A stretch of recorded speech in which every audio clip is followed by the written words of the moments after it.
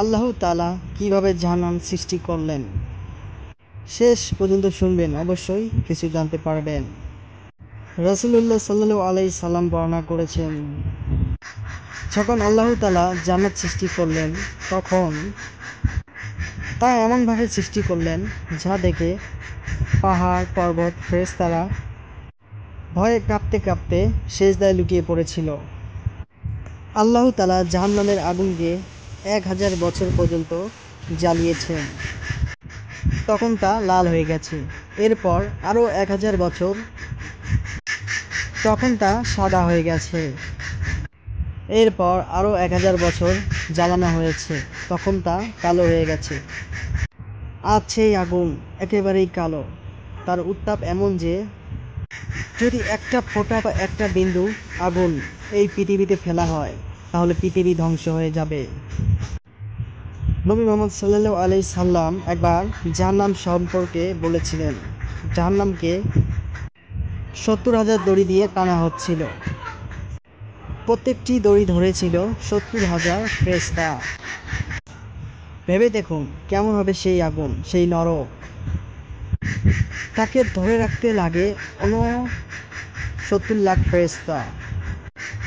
জাহান্নামে আছে এমন এমন সাপ, যাদের দাঁত একবার দংশন করলে মানুষ 40 বছর পর্যন্ত তার যন্ত্রণা ভুলতে পারবে না।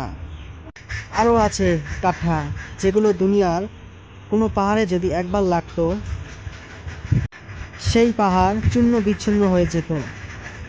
আল্লাহ তাআলা বলেছেন, যে জাহান্নামে যাবে তার জন্য থাকবে না কোনো মৃত্যু, আর না থাকবে শান্তি, থাকবে শুধু শাস্তি আর আহাজারি। আর আজকে আমরা কী করছি, নামাজের সময় ফোন, ইউটিউব, ফেসবুক, ঝগড়া, অশ্লীলতা। মনে করি সময় তো আছে। ভুলে যাবেন না, আপনি যখন ঘুমাইছেন, আজ যদি আল্লাহ আপনার আত্মাটি ফেরত না দেন, আপনার জানটা যদি এখনই আজরাইল নিয়ে নেন, তাহলে তো পরে বলার সময়ই থাকবে না। একবার চিন্তা করুন, যে জাহান্নামের আগুন 3000 বছর ধরে জ্বালানো হয়েছে, সেখানে আপনি কি 30 মিনিটও দাঁড়াতে পারবেন? এখনও নামাজে আসবেন না? এখন কি মনে হয় সময় আছে? যদি মনে হয় এখনও সময় আছে, তাহলে চুপ থাকুন। এরপর যখন হঠাৎ আজরাইল সামনে এসে দাঁড়াবে, তখন বুঝবেন আপনার জন্য কতক্ষণ সময় নির্ধারিত ছিল। চাইলে ভিডিওটি অন্যের সাথে শেয়ার করতে পারেন। কে জানে, হতে পারে আপনার শেয়ার করা এই ভিডিওটি হবে অন্য একজনের পরিবর্তনের কারণ। আল্লাহ তাআলা আমাদের সবাইকে হেদায়েত দান করুক, আমিন।